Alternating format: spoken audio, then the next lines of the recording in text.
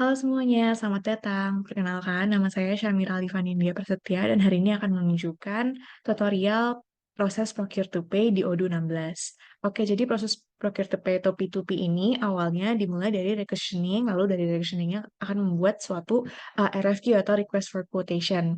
Selanjutnya, RFQ ini akan diubah menjadi Purchase Order, lalu jika tipe barangnya itu adalah consumable atau storable product, maka barang itu akan dikirim atau di-delivery oleh vendor dan kita akan menerima barang tersebut gitu. Lalu setelah diterima akan masuk ke tahap invoicing. Di sini bill akan dibuat. Lalu yang terakhir dari accounting atau finance akan melakukan pembayaran dari produk yang telah kita beli gitu.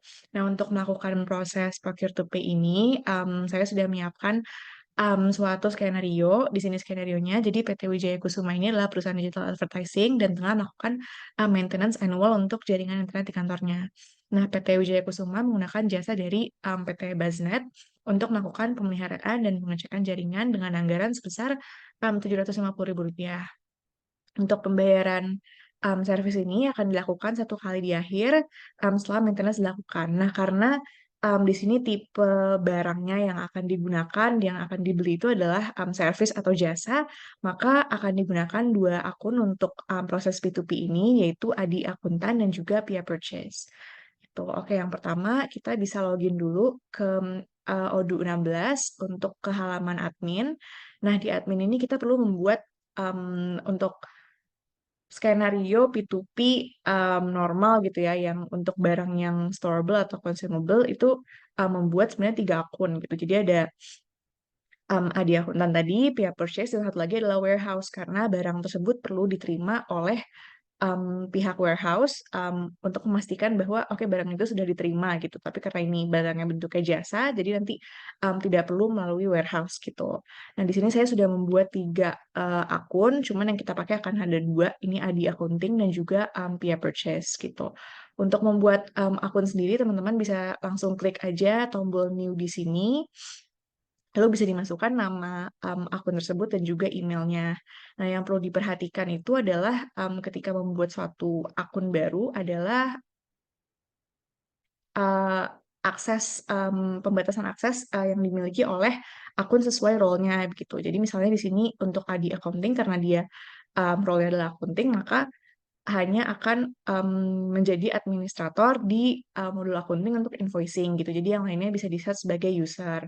Begitu juga dengan akun Pia Purchase karena dia hanya punya role di purchase, maka di sini di inventory di purchase dia akan menjadi administrator gitu. Di lainnya di service, inventory, accounting, marketing dan modul-modul lain itu dia hanya akan menjadi user biasa gitu. Terus untuk setting password untuk setiap akun ini, teman-teman bisa klik action di kanan atas, lalu tinggal klik untuk change password. Di sini akan muncul pop-up, lalu teman-teman bisa setting password baru untuk user purchase maupun accounting atau user-user lain gitu. Setelah selesai, teman-teman bisa klik change password. Oke, sekarang kita coba untuk login ke Adi Accounting di sini. Kita log dulu. Nah, untuk accounting, tadi emailnya ini, lalu masukkan passwordnya.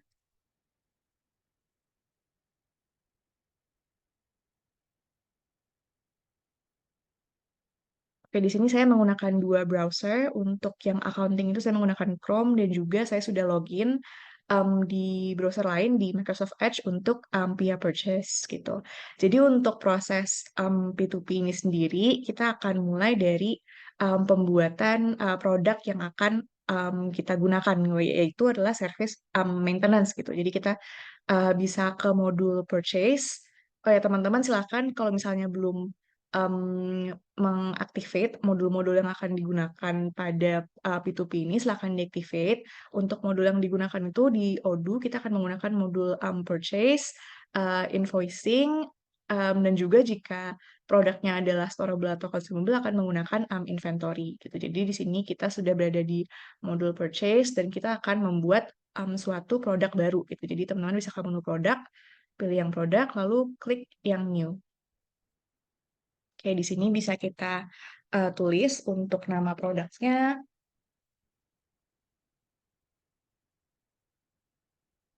Tadi maintenance. Maintenance. Ini untuk produk type-nya, karena ini adalah suatu jasa, jadi kita akan pilih service. Nah, Odoo sendiri ini menyediakan tiga tipe produk. Yang pertama adalah consumable, service, dan juga storable produk.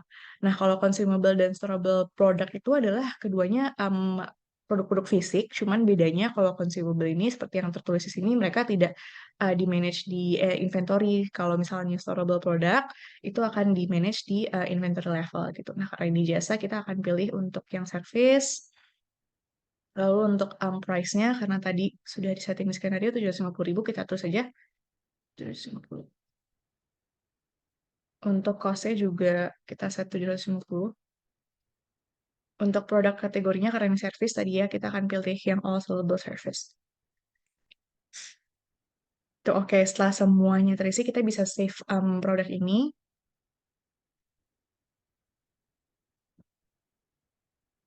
Oke, sekarang kita bisa kembali ke menu purchase. Di sini, di halaman utama, ini langsung ke request for quotation. Jadi kita langsung buat aja request for quotation dengan klik tombol new. Oke, di sini kita sudah bisa mengisi request for quotation kita yang baru. Untuk vendornya, tadi nama vendor adalah Basnet. Oke, di sini Basnet. Lalu untuk produknya kita bisa tambahkan di sini. Tadi namanya maintenance. Maintenance. Kuantitinya adalah satu, unit price tadi langsung keisi karena kita apa namanya sudah mendaftarkan produk ini begitu.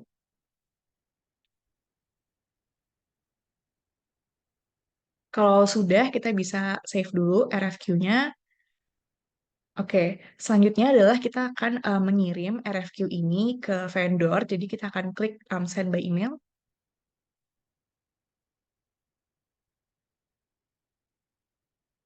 Oke, akan muncul halaman pop-up ini untuk mengcompose atau membuat emailnya. Di sini sudah terisi oleh template dari Odoo. Kita akan ikuti template ini aja. Lalu di sini akan di-attach file PDF untuk RFQ kita gitu. Nih, langsung klik send aja.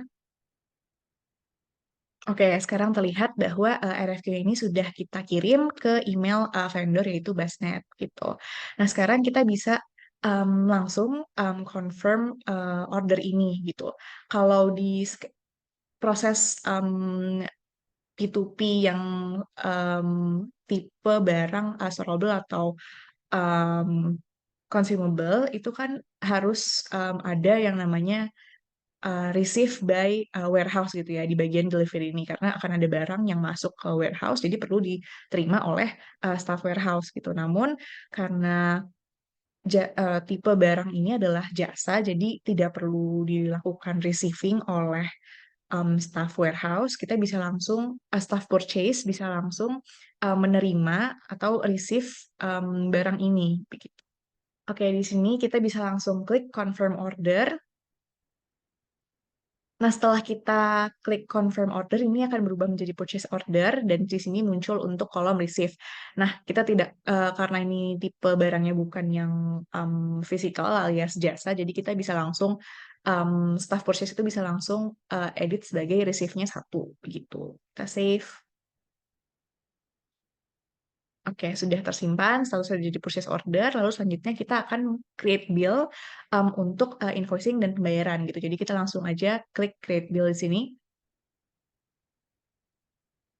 Oke, sekarang bill-nya itu sudah berbentuk draft seperti ini. Nah, gimana caranya supaya kita bisa melanjutkan proses untuk billing dan juga payment gitu. Karena ini bukan ranahnya purchase, jadi kita akan pindah ke akun Adi Accounting gitu. Di akun ini kita bisa pergi ke invoicing, modul invoicing.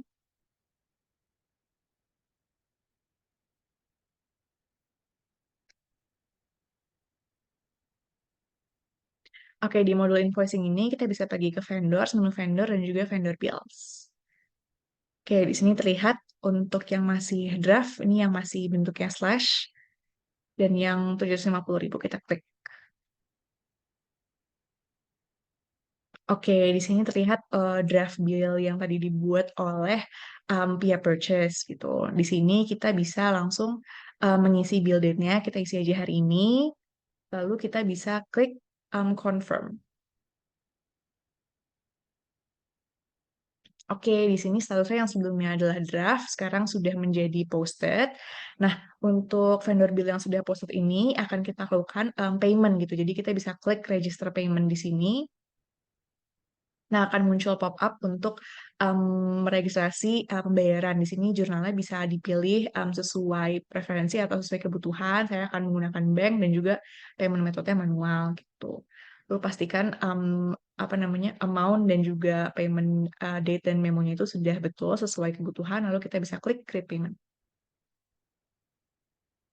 Oke, sekarang terlihat bahwa, bill ini itu sudah terbayarkan dengan, flag paid ini. Kita coba cek di akun, yang satunya yang via purchase, kita refresh. Oke, di via purchase juga sekarang status billing itu sudah paid juga, gitu. Jadi, sekian untuk, tutorial, proses, procure to pay, untuk tipe barang yang service.